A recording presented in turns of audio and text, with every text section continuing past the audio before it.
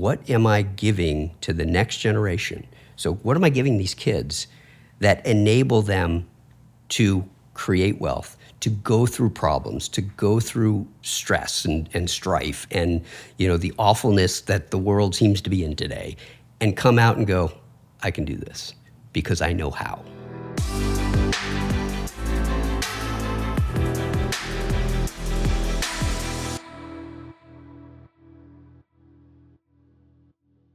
So welcome, Sean, to Owning Your Legacy podcast. I'm so happy to finally have you on here because I know we've been talking about this for a while. So glad to have you in person and really appreciate you taking the time to be here. So Sean, if you don't mind, will you introduce yourself to our audience? Sure. Sean Sebold. I'm president and founder of Sebold Capital Management. We're an independent boutique wealth management firm in Lisle, Illinois, serving mostly business owners and helping them with exit strategies and liquidity events. Before we dig into some important topics around wealth and wealth management and all fun things like that, I would love to hear how you got here. What's your story? My story is actually pretty unique in terms of the path I've taken, and I think that's kind of the importance of path. So I actually started. I went to school at Villanova. I was an English major, which you go, wealth management, English major, this doesn't make any sense. Well, the intent was to go there and I was going to become a lawyer. So when I went to Villanova, I was also playing football. So I played football for Villanova. And after a few years, I realized that wasn't the path for me. So one interesting part about my career path is I've never gotten a job with a resume. I've always known somebody. So power of connection, the power of people, super important. Networking, power of networking, that's huge. Absolutely. You never know where the connection's going to be made. So my first job out of school was actually with a printing firm in a manufacturing space called Paris Business Forms in Burlington, New Jersey. I worked there for a bit. Wanted to change kind of where I was going with that. And one of our clients got to know me well through the time that I was working there, who worked for an advertising agency. So I went from a printing firm to an advertising agency. That was fascinating. I did realize very quickly, wasn't the thing for me. So I said, I need to make a change here. Like why? What was it? I was very results driven. And there was a lot of things in that when you brought things to clients, they couldn't see the immediate results. And as a result, you were always trying to educate them on things that you thought they already knew. And it just got very frustrating for me because I was like, I need to be able to say we went from here. We got to here, we did a good job, and have them on board with that process. So that was a little frustrating, and I said, you know what, this might not be my path. So I decided to make a change. This was out in Philadelphia, and again, met up with a friend, had talked to a friend, and said, this is what I want to do. I want to get into the finance business. And Kelly, dear friend Kelly, who introduced me to somebody who was a trader on the Chicago Mercantile Exchange floor. So I came back to Chicago and got a job on the Chicago Mercantile Exchange floor. So, which is a fascinating world, fascinating. I learned very quickly how to count on my fingers. Yeah. And it's different. So when you see those, when you see clips, go back to Trading Places and they're all going like this. Yeah. Yeah, I can do that. How do you count on your fingers? So I learned how to do that. What was fascinating from a market perspective, however, is you learned how markets worked. So I worked in the international money market, in the Canadian dollar pit. And how does currencies work? How do prices change? What was the mechanism for that? So you had to learn all that. And back then, it was something called an open outcry system. So when you were bidding, you would put your finger up. You go 1 or 6, and you were bidding on things. And then you would trade with somebody, and someone, I'm going to sell it to you. And that happened very, very quickly. And the system actually had to be simple. So when you see them doing that, what are they doing? This means you're buying. This means you're selling. God forbid simple. you get that wrong. Well, and so what happens is you go, what's the market? And someone will go 1, 3, 1, 3. So when you see them going like this, you're like, what are they doing? They're quoting 1, and they're buying at 1, they're selling at 3. It's like sign language. It's exactly sign language, but it had to be so simple because they were literally trillions of dollars being moved every day with people flashing their hand signals. Wow. So, but what you also learned is that you're trading with people. So I would say 1, you would say 3, and I'd say, I want to buy your 3. And you go, okay. And we'd have a little badge on there, and you would write it down, and I would write yours down on, and we would make a trade. Mm-hmm. And that would be awesome. So that's how prices moved. So learning that today was such a valuable experience back then because everything's computer now. Yeah. And believe it or not, markets are less efficient because of that, because you can't see who you're trading with. Mm-hmm. So imagine if we did a trade and you said, I'm selling at 3, and I said, okay, I'll buy your 3. And then you go, yeah, just kidding. Huh. Would I ever trade with you again? No. No. When that happens on a computer, all you see is a little dot, this is 3. And you will buy, and it goes, it's not there. Wait, where'd it go? It's someone playing computer games. So there is a really big understanding about open outcry and how that system worked. So I thought that was fascinating for my career in finance to understand how do prices move. And that was an amazing experience. So from there, I got a job with a investment banking house here on LaSalle Street, and didn't like that much and moved to a different job working for a bank in their wealth management department. So that was a really big experience with regards to corporate finance, how big organizations work. When you work for a big organization, they want you to sell stuff. So when someone would come in and you'd say, you got to sell this. This is your job at this bank. You need to sell these products. And you say, well, I don't believe in that product, potentially. What if it's not the right product? Right. So I had a conversation with my boss, and I wasn't the top producer, but I did pretty well there for the bank in the short time I was there. And he called me one day and he said, I noticed you put a bunch of money into this particular fund. And I said, yeah. And he goes, well, why didn't you put it in the bank stuff? And I said, would you buy it? And he said, he said, well, that's not the point. And I said, kind of is the point. My job is to take care of the customer. It's not to move maybe even protect them, as your angel card said. As my angel card says. So there you go. That goes all the way back to my beginning. So very appropriate.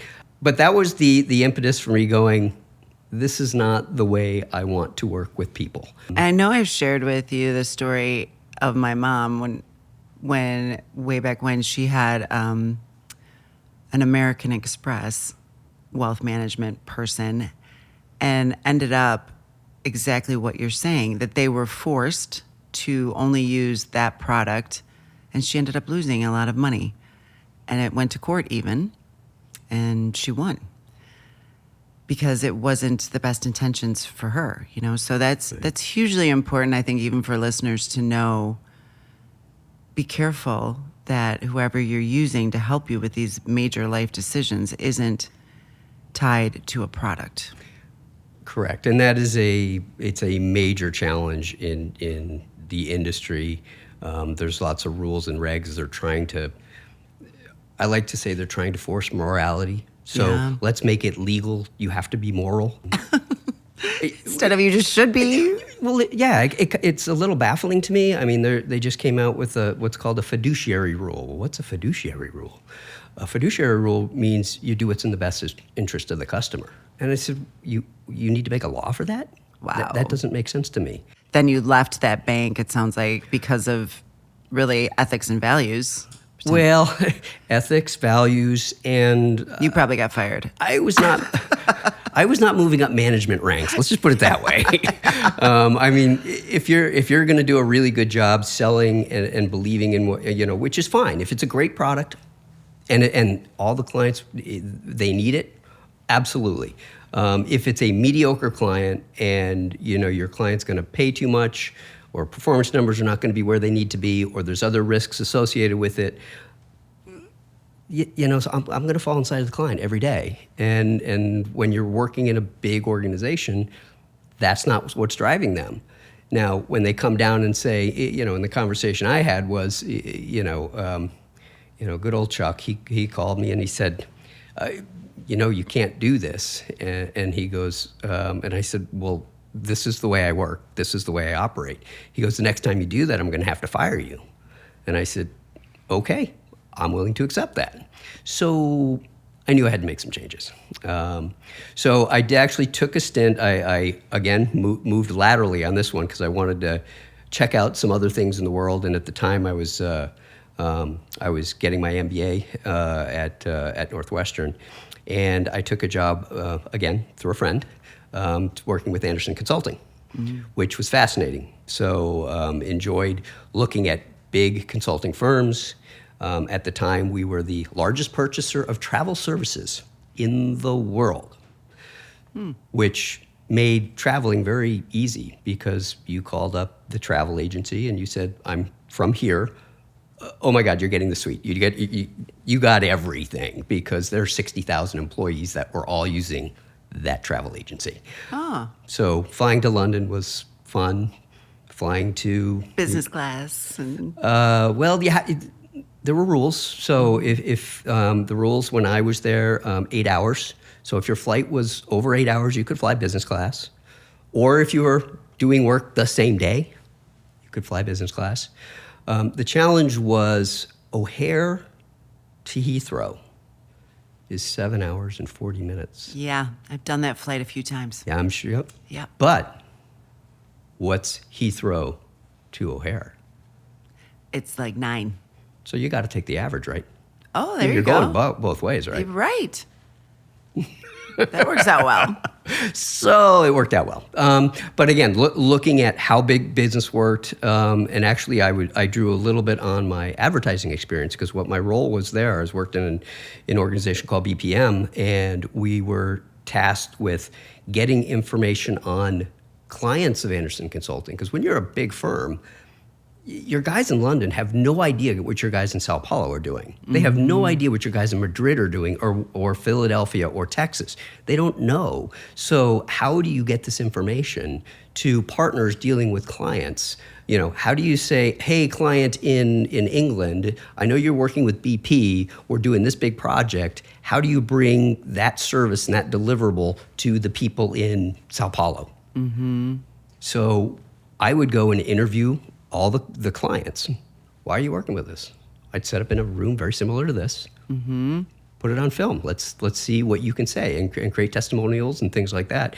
But so I really got to know how the projects worked, how the bid process worked, and how those things were put together. So again, And the value proposition by asking that.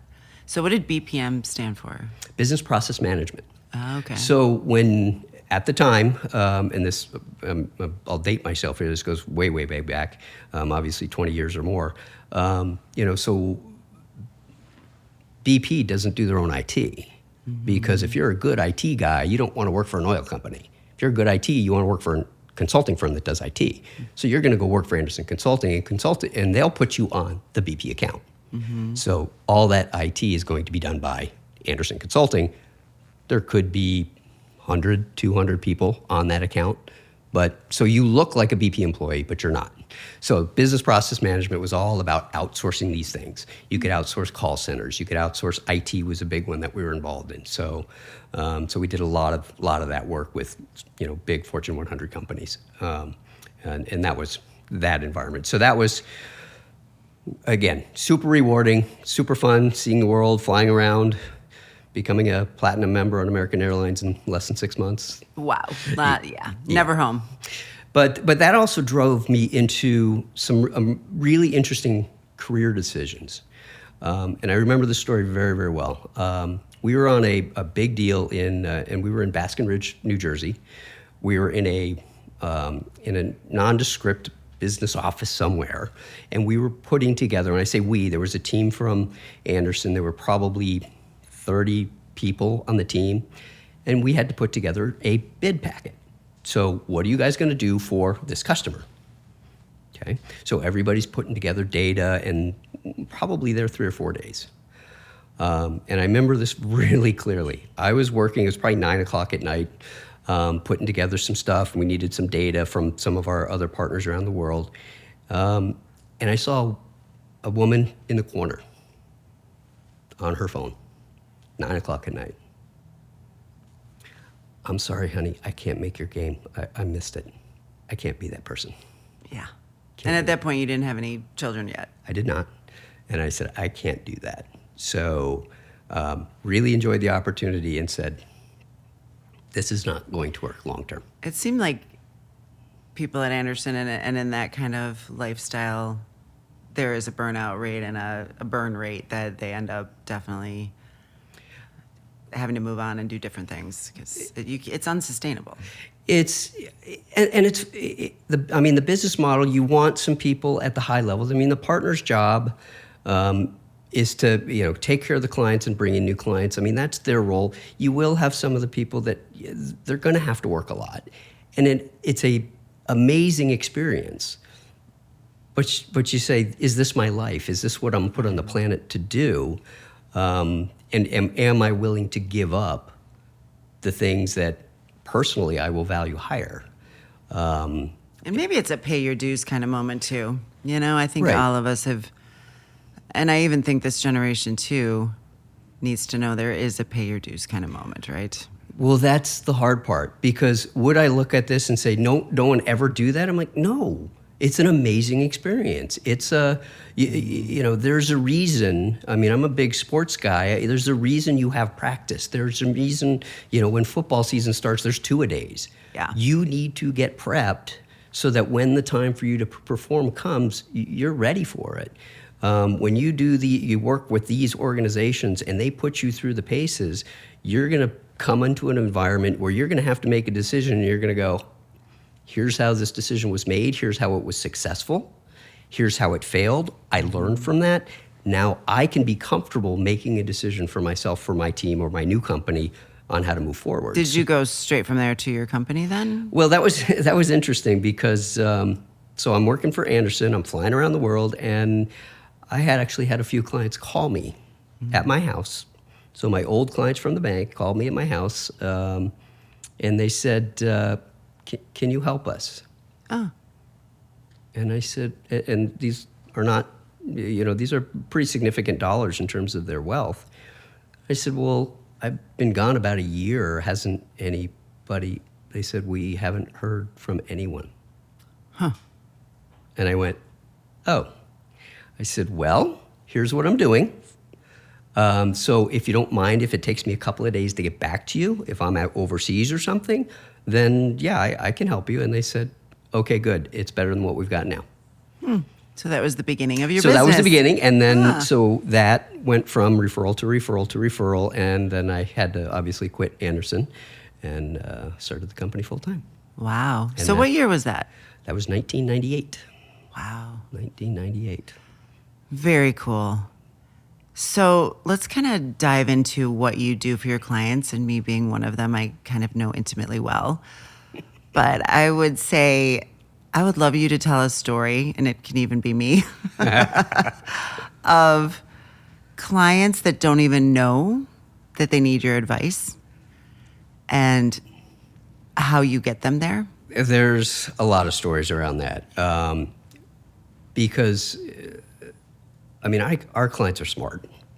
The things that we do. Our clients have created wealth. They run successful companies. Most of them are manufacturing, and they understand how to run a business. It takes a lot. So there's a lot of really high intellect in terms of doing this. Some of that intellect sometimes gets in the way of, this is the decision I have to make. This is the correct decision.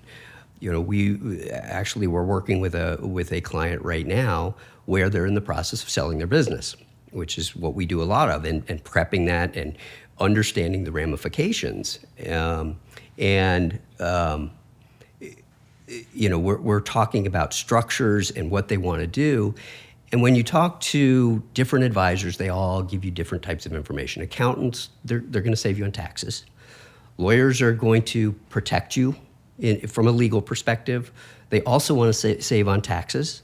And that's what's going to drive a lot of those decisions. Mm-hmm. And what we do is, what again, going back to my story at the bank, what's the right thing? Do we want to weigh taxes are more important than family? Mm-hmm. Which would you prefer? Which is more important? Control, complexity. So we like to say simplicity is a big deal, because we can create really crazy structures that you have to go, oh, wait, I have to think about this structure every day, and here's how it's going to affect cash flow, distributions, this, and this. And you're like, I don't want that. No. I want to run my business. I want to do this. So it's being that sound mind that says, I understand who you are. I understand what you're trying to accomplish. Over the years, here's what we've articulated as, this is super important, this is less important, and this I don't even want to talk about. Mm-hmm. So let's get like a roadmap. I mean, I love how you talk about it as a roadmap. It's a roadmap, and it's understanding that, because I started this with everybody has a path, mm-hmm. and every path is different, especially with paths that change, that have family members that are very different, that have, whether it's, upstream, downstream family members, side stream, everything can come into play. So when people come to us, they go, yeah, I didn't know about that. Yeah. Or I didn't know the right way for me to go. Because it becomes particularly interesting in today's world, because everybody has information. Is there anything that we can't find out information on the internet? Can't find out Ed Long's turnover, apparently, so that's cool. Well, good. Being privately held and all. Yeah. Right. But if you're saying, oh, what about this? How does it apply, though? Right. How do you make this work? How do you make a structure that's complicated? I mean, you have majority shareholder, minority shareholder, but the minority shareholder, there's 15 of them. Yeah. And they all want their say. Okay, how do we simplify this? Okay, yeah. What makes the most sense? And I think your point, too, is really valid. I definitely know when we met, we met before my dad passed, but then really got to become partners after my dad passed away. And you're so focused as a business lead and a business owner on the business that I didn't even know what I didn't know. Yeah. And you look at it from I always say, like an umbrella standpoint of how's your life insurance, how's your, all of the pieces of the puzzle. And you're just so focused on growing the business. And one thing that you said to me that I'll never forget is, I don't want you to have all your eggs in one basket. Mm-hmm. And think of the freedom you would have in taking risk and making decisions if you knew you'd be okay. That was huge, Sean. I mean, that was like, wow, yeah. I would do things differently if all goes to hell in a handbasket, I'm totally fine at the cottage in Michigan. Right. There you go. But it was freedom. It was a freeing concept to me of instead of living in fear, mm-hmm. live in abundance and make the right decisions. Right on that path, the one of the things that we have to look at is there are so many things that you can look at in the wealth management space when we look at it. I mean, our clients come to us with wealth. Mm-hmm. So when they come, they go, hey, make me wealthy. No, that's creating businesses. But protect it. Protect it. Step one, protect the bejeepers out of it. Do not let anything happen to this. Right. So that's step one. So you're constantly focused on, all right, how do we protect it? Then what's going to move the needle? How about umbrella policy? So that was another one. So insurance seems to be at the top of my brain on this, but you're okay, you have a boat, a pool, a million children and their friends over at your house all the time. If something ever happened, and that was new news to me. I mean, of course I had insurance, of course, Right. but you were like, no, you really need to look at this from a different perspective. Yeah. So that was eye-opening to me. Well, that goes to, again, what's most important. Let's start, protect it. So, yeah, and, I mean, we don't sell insurance, but my goodness, And thank God, and that goes back to your point of, I never felt like you were selling me, which is huge. You were counseling me and guiding me and opening my eyes to things. And that's what I needed. If you were selling insurance, I wouldn't have trusted you. You know what I mean? It was, Right. You were just saying this, we need to look at this. And then I'd go, okay, you go find out where it should go. Yeah. Yeah. Well, and that goes to, what we think is the appropriate business model. But in that instance, it's again, does everybody need this kind of insurance? No. No. I mean, we have clients with significant wealth, but they don't have any risks. They don't have any kids. They don't do things. They don't have a several watercraft on the backyard of their, no. Right. That's big risk. So you really have to understand that and say, what do we have to do? The same thing with, we hear lots of people going, oh, well, I have, I bought a bunch of NVIDIA. And you go, oh, okay. It's up 80,000%. And you're like, okay, what'd you buy? Well, like 3 shares. And you go, doesn't matter. It's so small. But then do you take the risk and say, I'm going to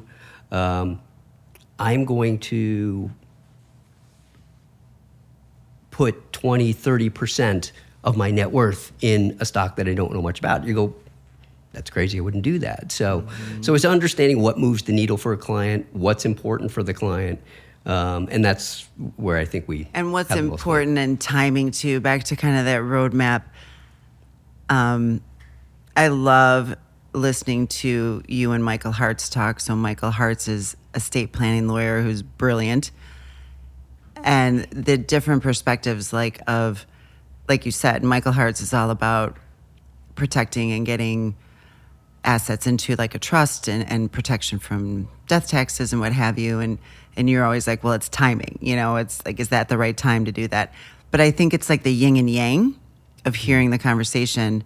And you always get to the, you guys get together and say, okay, right now this is the right thing to do. But having those different perspectives is really powerful.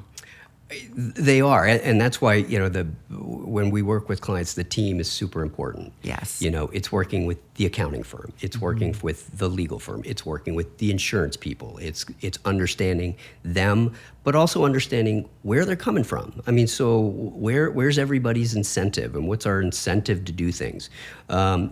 Lawyers, especially when it comes to estate planning, they have this laser focus on, I must save estate taxes. Yes. Important, not always number one for clients. Right. So you have to go, okay, it's important. When is it important? Because you can look at that from somebody who's 72 and somebody who's way younger, 50, 40. And you go, there are different impacts now. Obviously, anybody can get hit by the yogurt truck any day. But do you plan your life around that decision at that time? And that's going to be very personal. That's going to be maybe, maybe not. I mean, I always see your role in my team, and I think team is a perfect way to say it because everybody needs a team. You need all these perspectives. Mm-hmm. I see you as quarterback. You're kind of usually, again, back to the umbrella. You're up here. You're going, okay, this, and this. And you know my values. You know my roadmap. You know where I'm trying to get to. So then you can help be the quarterback of the team. Right. And focusing the strengths of each part of that team. That's, we got to get the accountants involved. It's going to be super important here. We got to, and the integration with the company. Oh, yeah. How is never to be underestimated. Never. Right. Because we always talk about this, like I am one with the company. I am. I feel it on many levels. I am one with the company. And that's tricky for, I think, a lot of people to really understand that it all flows together. It's just, yeah. It's like this, the challenge for most in your shoes, and you've certainly felt it, which is, I feel like this, but sometimes I got to separate. Yes. And how do I do this podcast?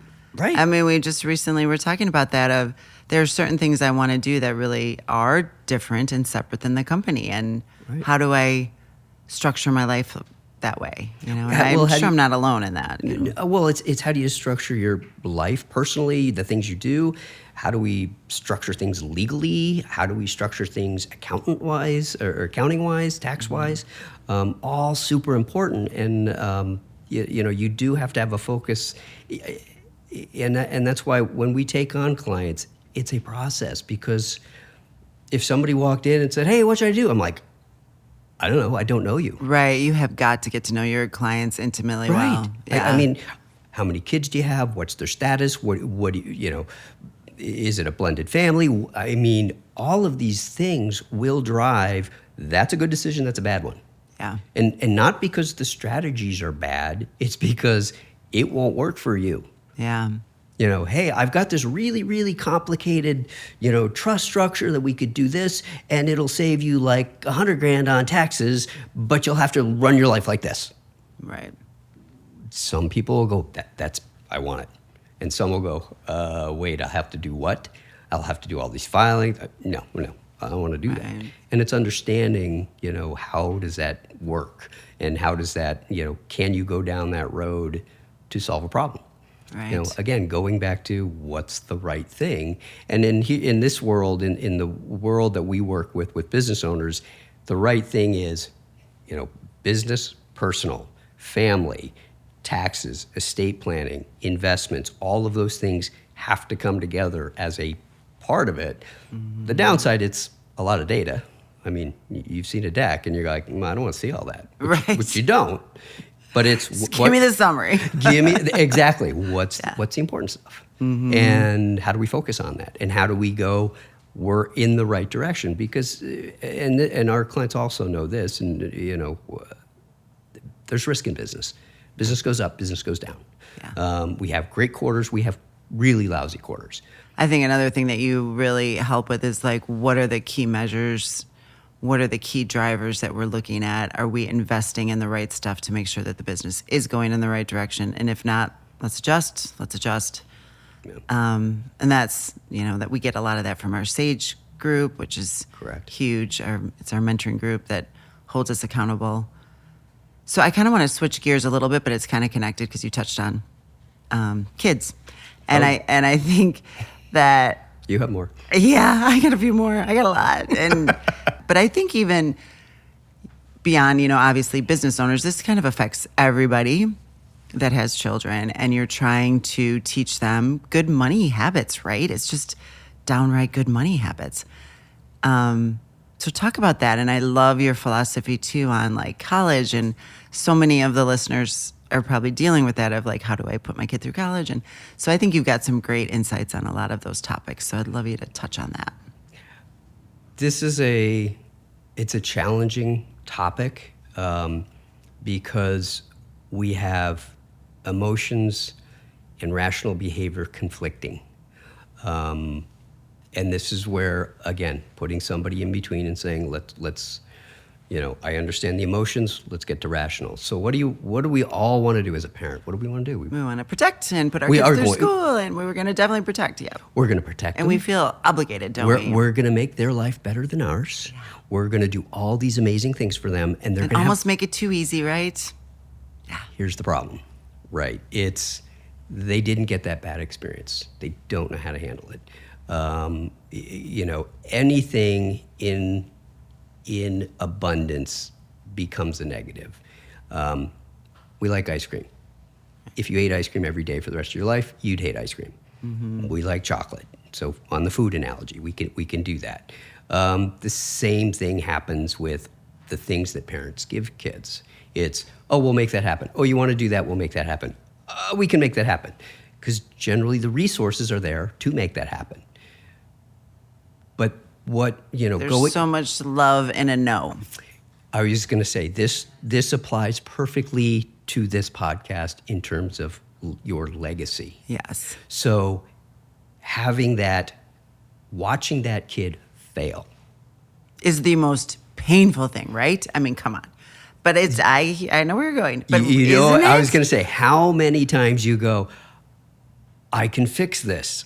I can't fix this. I shouldn't fix this. This is bad. I should not do this. I think watching our kids in pain, I mean, if it's like physical, like Christopher's knee, for example, it is just so hard to watch your kids go through pain. And some of it, you're right. There's nothing I can do about his knee. There's nothing I can do. Wish I was magic and could. But there is those things that we can and that we shouldn't. And I think you should dive a little deeper into that. Like, for example. Okay, for example. Well, an easy one, and this, this cuts a lot of different ways, and everybody has different philosophies on this one. We look at especially the college process. So, should an 18-year-old not know what their future is like, be enabled to spend $250,000 with no potential return? Mm-hmm. Again, this is rational. It's that much now? With room and board. It's somewhere between 150 and the amount of tuition growth is pretty astounding. My alma mater, Villanova, I believe, is now $70K per year. Wow. All in. So. And what was it? I mean, I know you had football, but I couldn't even tell you what it was. I remember Purdue. Funny enough, it was 3,000. It was 3,333. It was a number. Right. And now God only knows. Well, imagine that. So as a business owner, somebody walks in your door and says, Mr. President, Mr. CEO, I want to spend $250,000. Can I? You're going to go, for what? Well, because we need it. And we need to go through this process. And you're going to go, well, what's the return? Well, I don't know. Just give me. You would look at that and you go, that's a no. I mean, right. We need to get some kind of return out of that. But we're going to give our 17, 18-year-old kid $250,000 to go. And it's at a time in the United States when it was affordable. Yes. Absolutely. Because it was more about finding out who you were, understanding, growing through that learning how process. to live on no money, learning how to live with others. I was going to say the whole room and board thing is an amazing. It's an amazing experience. But if you have somebody, I mean, we had the dean of the liberal arts school at Villanova came out to Chicago, and they were talking about the value. And somebody in the room, and this was a few years ago, just said, tell me about the tuition, and what's up with this? Where's the value? And she looked at a room full of alumni. There was probably 30 people in the room. And she said, sorry, can't justify it. Got nothing. I'm an English major. The only thing I could do is go to law school, right? Mm-hmm. Okay, or I could be a teacher. And this is the other thing we like to teach kids. What is an education? It is a capital expenditure. Laurette, you need a piece of equipment in your plant to do X. It will return this. Child 1, 2, 3, and 4, we're going to send you to school. The reason we send you to school, everybody's seen the numbers, you go to college because you will make more money if you're a college graduate. Right? So the difference between not going to college and going to college, your capital expenditure should make up that difference. That's great. So there are some really good degrees that it makes sense for today, even at the higher level. Engineering makes a lot of sense. Anything in the sciences makes a lot of sense. History degrees. If you're not going to a very high level school to be a teacher or professor or deep dive into it, the return is almost negative. And I can't remember, the gentleman just came out with a very detailed report going through the math on what makes sense. And there are many degrees where economically you are worse off by taking the education. Mm-hmm. So I'm not negative on education. It's in today's arena, because it is so expensive. Yeah. Thought has to go into it. I would encourage, every parent to take their child and go to a career counseling center before they choose their school. Yeah. We took our daughter through this. Before we did this, she was going to be a marine biologist. Mm. And she chose a school based on the best marine biology school. And we took her through this, and she looked at the career path and she goes, I don't want to do this. Mm-hmm. Shall we rethink your college choices? Yeah, we should. So what did she end up changing to? She went to Baylor University. Just graduated last weekend. So, yay. But what was her major? I don't know if I know. Her major is exercise kinesiology. So she got a great opportunity to be the one of the trainers on the Baylor tennis team. So a D1 trainer. So that was fun. That's huge. And she wants to go in that direction. So she's going to go get her master's. But again, looking at that, you go, there's the value there if we spend this money. But if she went the other route and then she got out with a marine biology degree and didn't want the career, What can you do with that? what do we do? Right. We just bought a piece of equipment and the client's not buying what you're selling with it. And it's so hard to know when you're 18, right? I mean, I hear the career path and the coaching on that. That's a great idea. But it's hard to know who you are at 18. It's 17, 18. And you'll find in our experience in working with clients is there are some kids that are very mature and get it. I was not one of them. So it took me a bit. I mean, I went through a couple of paths before I went, I need to be in the finance world. That's where I need to be. And I love how you talk about they should have skin in the game too. I think that's kind of goes back to that emotional and we take care and what's the responsibility and the helicopter parenting that we all can do from time to time. Yep. And to not feel guilty about them having skin in the game. I think, this comes from our belief in working with clients for so long. When you give somebody something for free, they value it as something for free. Less. Less. So when you give a child a education at that level, and they don't have any skin in the game, what's their incentive to do and well? I think that's even skin in the game could be their spending money. You know what I mean? I think it can be various different things from when I've heard you talk about this. There's lots of things. I mean, I always recommend the student loan route. Our clients can't get regular loans. You get the guaranteed student loans. It's not a lot. But you go, you know what? You're going to graduate, and then you're going to have to pay for this. So you're going to have to think about, why are you here? I know it's to get an experience, but it's to be an experience and create, be a good member of society and create value. And I think that's where all of this drives into, is the value and the legacy. It's, how to create that next generation that's a little bit better. And I think from some degrees we've failed a little bit on that because we're, a lot of a lot of kids don't get that hard knock stuff. Right. And we've talked about, it's an old Chinese proverb, shirt sleeve to shirt sleeve in 3 generations. So we have a founder of a company. Founders of companies, they bootstrap. They have nothing. Why? They have nothing to lose. They create big companies. They get it to the next generation. The next generation has had a very good life because dad created the company, mom created the company. Sure, I didn't really have much to want for it because that's what they wanted. And then they get to the next generation and they don't know how to do it. They fail. And so what each generation should be looking at is, what am I giving to the next generation?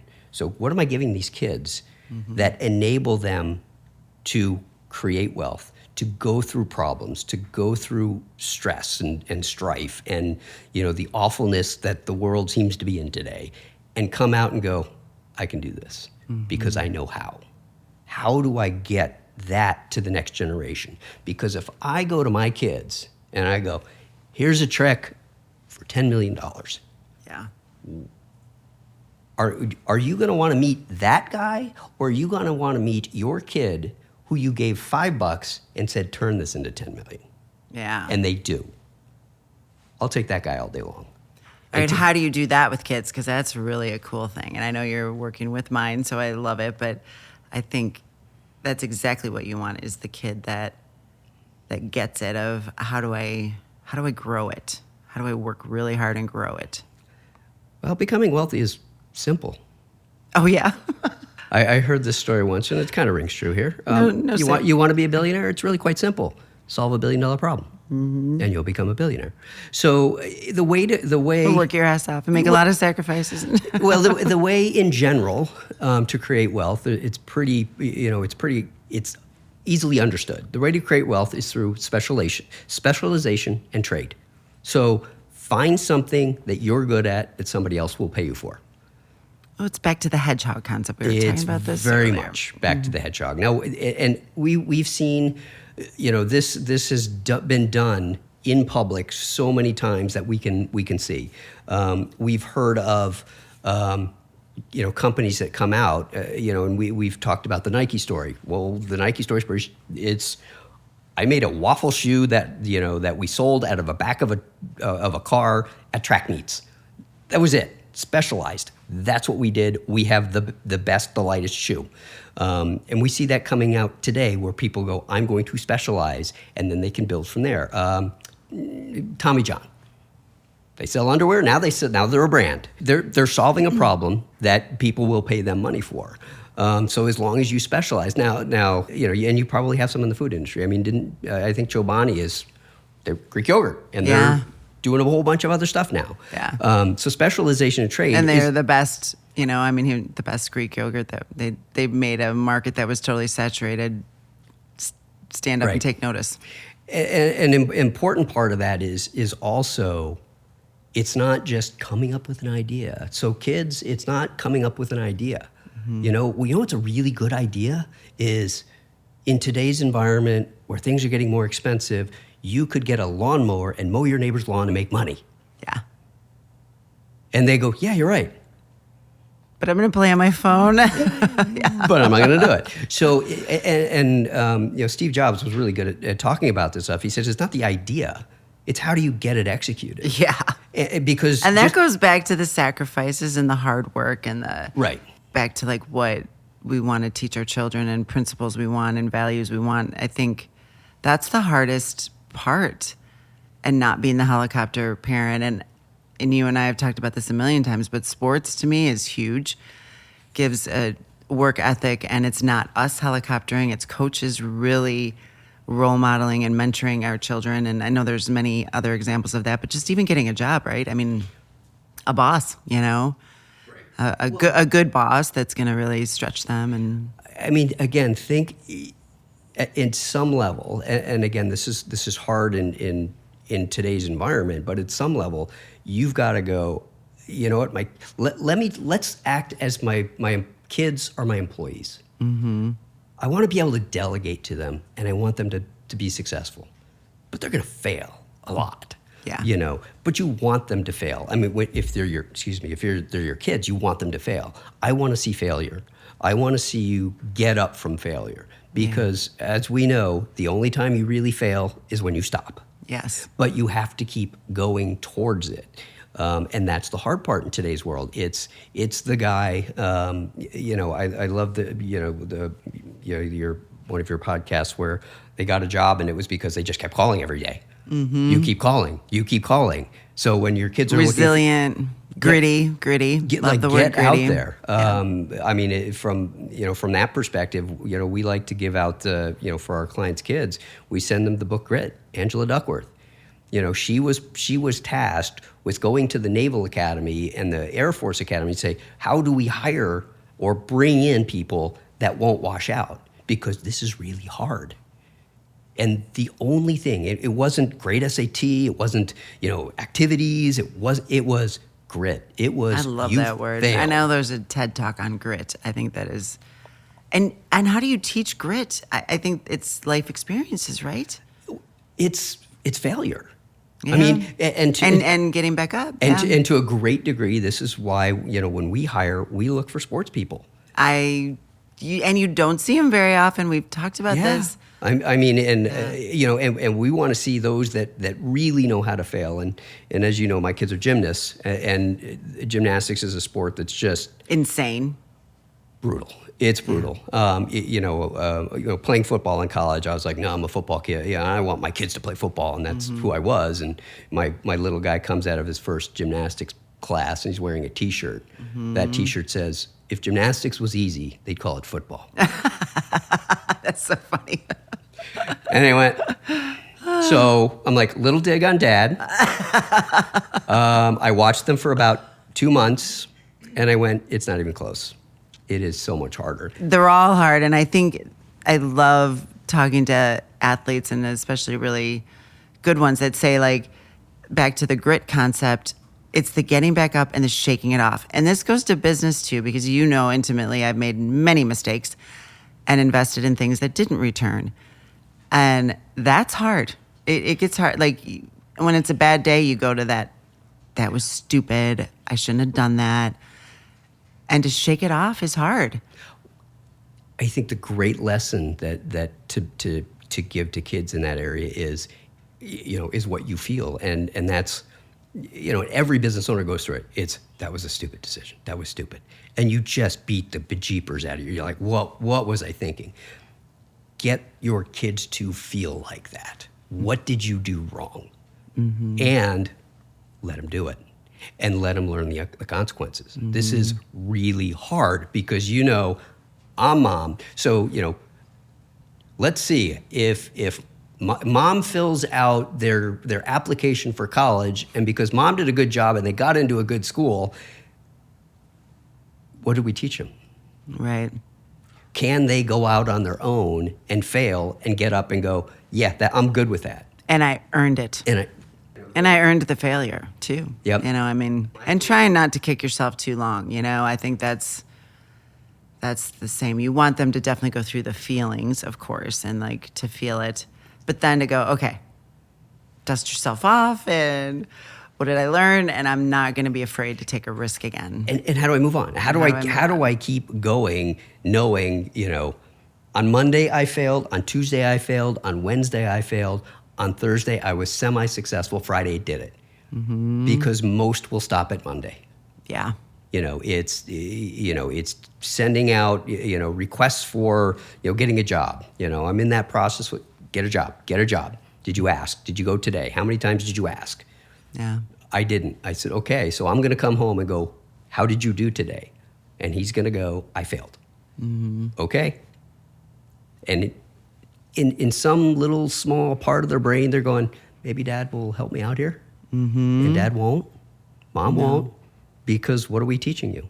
And again, going to the legacy part, how do you want your generation, your next generation to be? Because we all look at our lives as, this is our life. Our life is pretty darn short on this planet. It's thousands of years. So how do you take the flywheel concept? If you have done well, how do you get the next generation to do better? Mm-hmm. And I'm not just talking financially. No. I'm talking, I can put my kids in any circumstance and they will be able to come out. That is a gift and a value far worth, I can give you money. Money helps in a lot of areas, but you'll have, if you have one kid and you give him $100,000 and another kid and he makes $100,000, I'll take the kid that makes it all day long. If I taught him how to do that and he had the strength and the grit to do it, I think he's going to be a more interesting person. And trust himself or herself that they can survive. I think it's what we want for our kids, right? It's like right. It's survival skills. You can put someone on an island. If you taught him how to survive on an island, like that's cool. But if you put your kids on an island and say, here's a bucket full of food and that's it, I have to say it's probably a blessing, and I talk about mother guilt and trying to turn that into like mother want and kind of get over that aspect of my life. But I think the blessing is that I've never been able to be a helicopter mom because I just simply never had the time. And looking back, they knew, like, they were, I was never going to be able to be that mom that was writing the application for them. Hell no. Right. I might have an assistant that could do it for them, but I wasn't going to do it. Well, you can have an assistant nag, but yeah. An assistant nag, yes. Yep. And that's okay. You can outsource that part, yeah. But yeah, I think that, I don't know, it's just kind of a perspective that I was like, I'm grateful that I wasn't able to do that. And I think it's going to make them better humans, and really appreciate the help that you've given them on just the value of money, the lessons that you're teaching them, and I know that they love it too. So I think on that we can end on the big question of, which you've touched on so much, but what is your personal legacy that Sean Sebold wants to leave behind? Well, it's going to be all about the next generation. It's what can I give them?